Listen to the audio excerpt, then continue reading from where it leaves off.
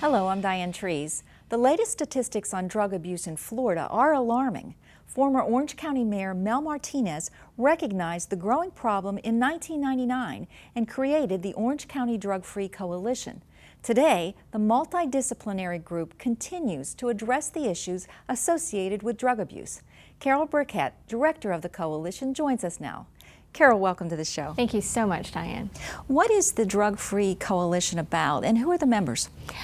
You know, it's a wonderful opportunity to work with so many diverse people that come from law enforcement backgrounds, treatment. We have our community-based agencies. I like to call those people with, you know, boots on the ground, doing that grassroots work, working with parents, working with grandparents, raising grandchildren, working with our youth. We work with civic organizations. We work with businesses, medical professionals.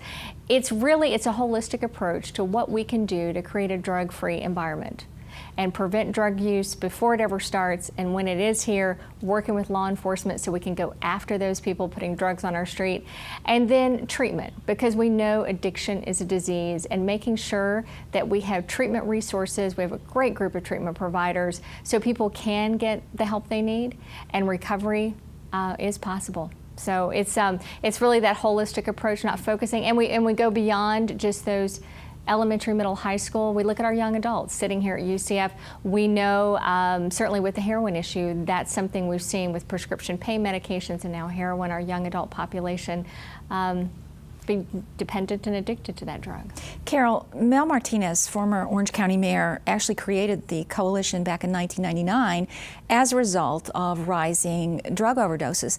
So is this a problem that we've always had, that we just talk about periodically? Is this now, are we facing something different? You know, it was the reason that that the coalition started. We had a rise in heroin overdoses. We made national news because we had young people dying. We had 16, 17-year-olds dying from a heroin overdose.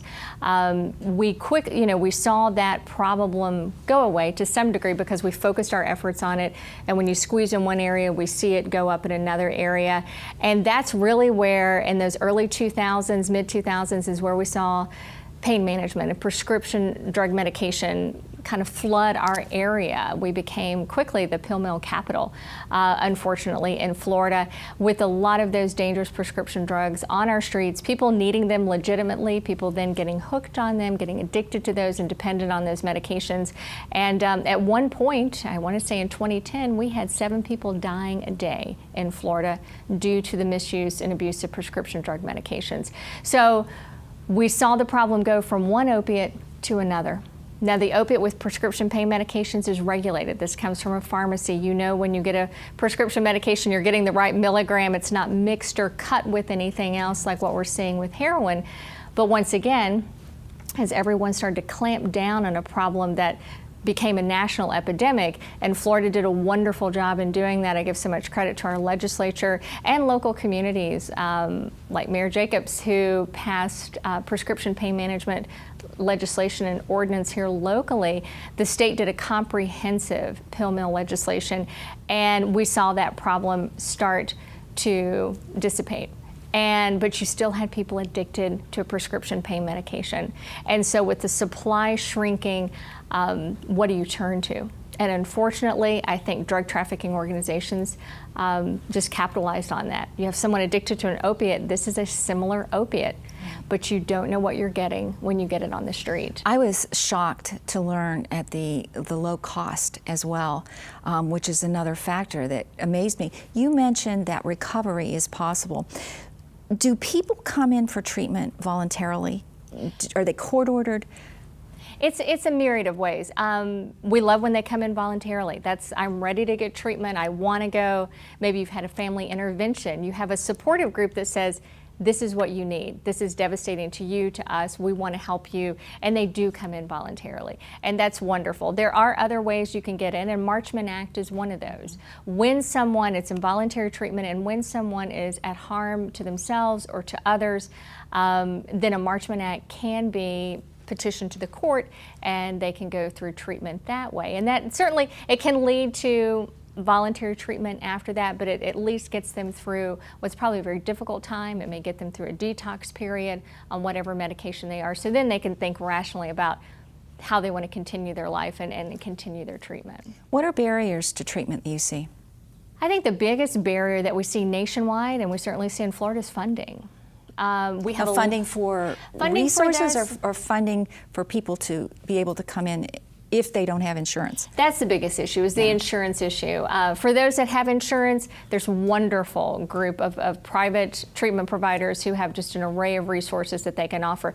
If you don't have insurance, you're uninsured, you're indigent, underinsured population, then we have very limited resources in this county, and every county faces that as well. The need is much greater than the treatment resources we have, and they're always full. And I can tell you, when you look at what we're seeing now, the predominant number of people there are there for heroin opiate addiction.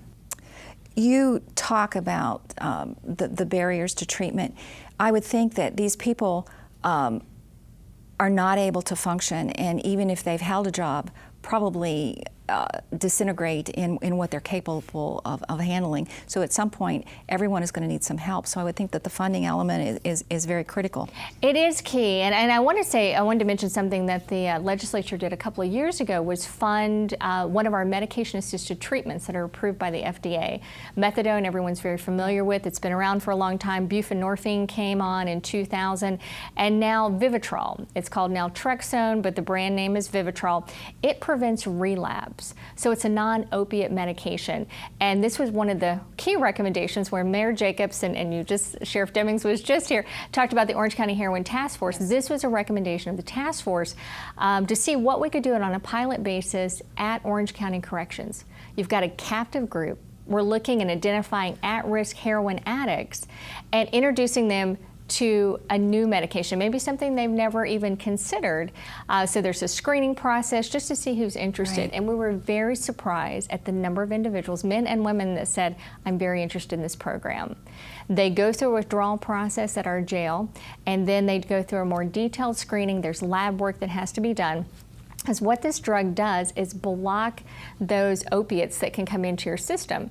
So if you are a heroin user and you try to use heroin after you've received this injection, it won't have any effect on you. So, and the hope is that someone gets this injection and they go to treatment, and they continue treatment and counseling and all those behavioral therapies that we know that can lead to their success. So it's a great start to what we've done. It was funded through the legislature, and the Florida Alcohol Drug Abuse Association were the ones that are implementing this across the state. I can tell you it's become very popular now. So here we go with the funding resource. When they first started, there was about 10 providers statewide, and now there's about 40. So we're pulling back a little bit because we just don't have the funding, but we're working with 3 of our providers, and we're still seeing clients in the jail. They're getting that injection if they want to before they leave the jail. So now it's already in their system, and then they'll have all the follow-up information to go to their treatment provider and begin that process. So the interesting thing, hearing you talk, you're not only gathering information, but you're tracking it as well. Yes. That must be vital to look forward. It is critical to this because it is a pilot, and we do want to look for more funding, whether it's federal or state funding or whatever we can do on a local basis. So you need the data to show that this does have a lot of promise. And what we've seen so far, very small pilot study, but we've had 30 people receive the injection since we began June of last year, and of those 30, only 1 has come back to our jail.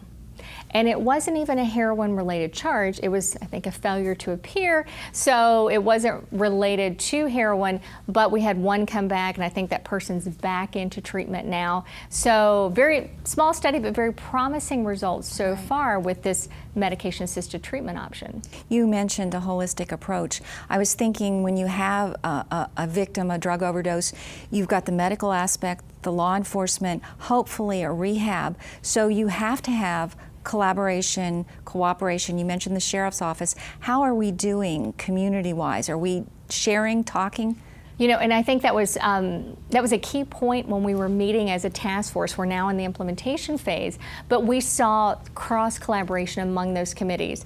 Law enforcement just wasn't law enforcement. You saw treatment providers start to come to those meetings. They wanted them there. They wanted to know, what are the options? What can we do for this person with possession of heroin? This isn't a trafficker. This is someone we know needs help. They're victims. So we saw a lot of change happen between them. We've done 2 conferences conferences where it's multidisciplinary now, so we can all start sharing.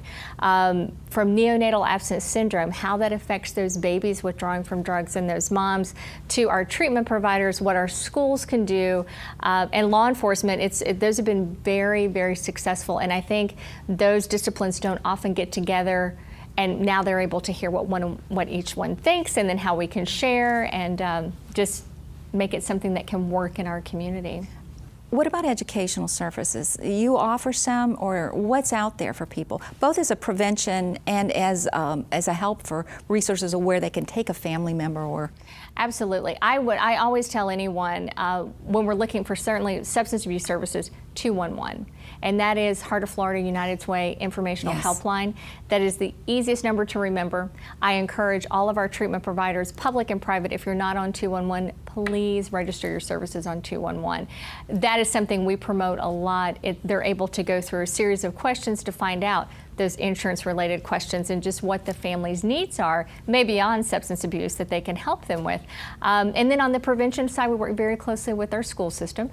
Dr. Jenkins served on the task force and co-chaired the education committee along with Dr. Ehas here at University of Central Florida.